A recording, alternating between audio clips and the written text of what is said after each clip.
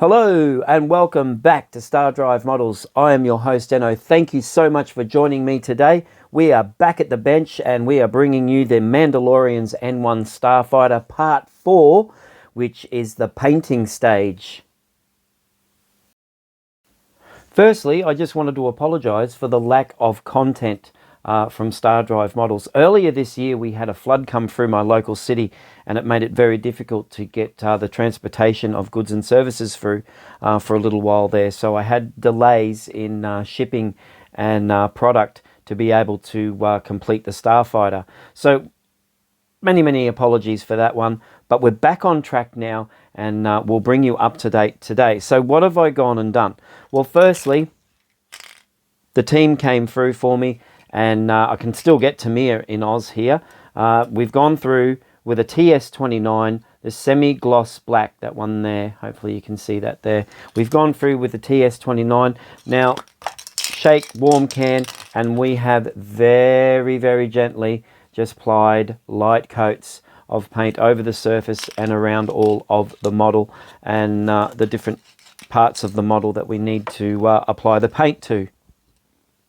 Now this Tamiya paint is a synthetic lacquer, so we have gone over the surface of that. We've basically used this as not only as our primer, but it's our base coat too. Now I only did light coats because I really didn't want to lose all that fantastic detail that has come through and presented there. Now it's painted up lovely. The pressure fit system will be intact, so we won't have any issues there. It'll still press fit nice. The only problem I am having with this, now that I have painted it this and I'm having a really good look, and the surface has come out lovely. That's just painted lovely. I can still see, and I'm not sure, you should be able to pick that up on camera, but I can clearly see those mold swirls in that. Can you see that? It comes and goes, but I don't think it's just me. I think there is something definitely going on there. So hopefully the only solution I can think of that is just cover it up with weathering, and we'll go forward with that one. The other reason for the lack of content is because when I was able to get the can, I've let it set. I have put this model in a dust-free cupboard and let it set. Just let it harden, and I've given it that time to go through.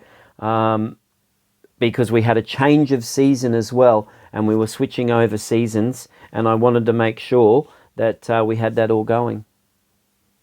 So I quickly grabbed another copy, and you can clearly see that swirl mark there and down here, and you can see that that's carried on there on that section down in here. And it is a shame, but it is the nature of styrene plastic. But just be aware, artisans, that is definitely there, those swirl marks, and they will replicate onto your model under base. Anyway, we'll see. Maybe the metallics will lose that, but I've got a funny feeling it's still going to be faintly seen.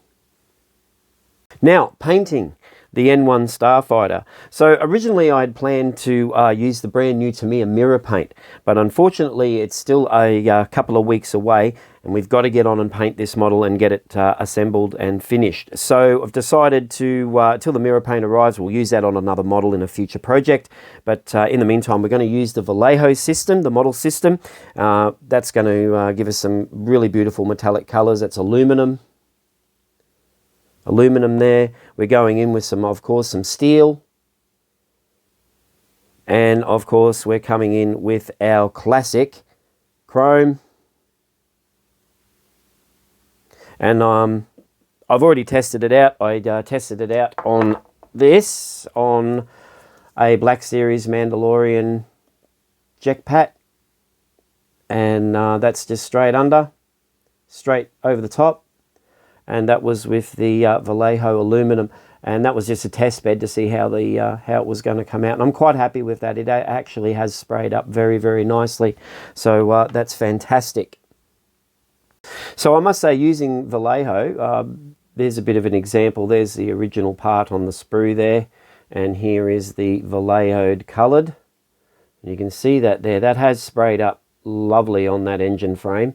I've still got a lot of detail work to do, some washes and a few different colors to go through there, but that's generally just the base for that engine. And again, of course, with some engine detail on the bottom rocker part of the engine. There's the original part there, and that's the part that has been painted in Vallejo aluminum, and then I've just had a soft wash of black over the top to just to give it a bit of a grungy. As I said, there's still more detail work to be done on that one, but we are getting there. Now for our control panel, for Mando's control panel of the Starfighter, I have come in and painted that aluminum as well. No washes or anything yet, that's just straight up. But I went ahead and drilled out 2 of the display console holes there for display and navigation, etc. And that's going to be lit up with a couple of blue LEDs, just to give a bit of effect that there's something going on there. And that should reflect back onto the Mandalorian pilot. So that should be a good little effect in the cockpit. So basically, I just wanted to get this video out there to keep you up to date on where we are. Again, apologies for the lack of content.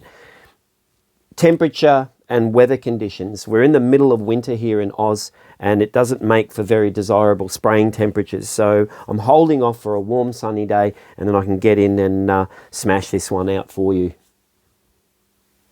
Now with the stand, to be perfectly honest with you, I'm not a big fan of the Star Wars bases, especially the holding part, the connecting part between the base. The base plates are great, but I don't really like these bulky plastic stands. So what I did is I modified one with the usual archival stand. I really like this because it's an archival look, and that's just simply a brass rod onto a matte black base. So that time around we used the TS-26.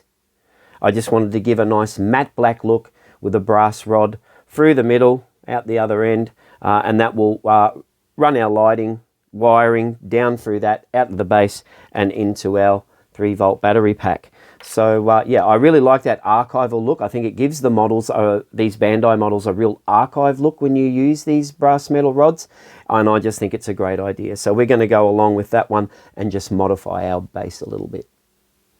Before we go, I'm not going to paint this on camera. I'm going to paint this off camera. So episode 5, you will see the painted product as well as the finishing and of course the grand reveal at the end of it for this fantastic Mandalorian N-1 Starfighter by Bandai.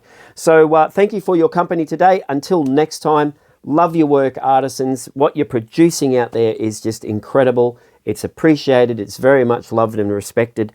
From myself here, Dano, at Star Drive Model Shop, thank you for your company, and of course, we will see you next time.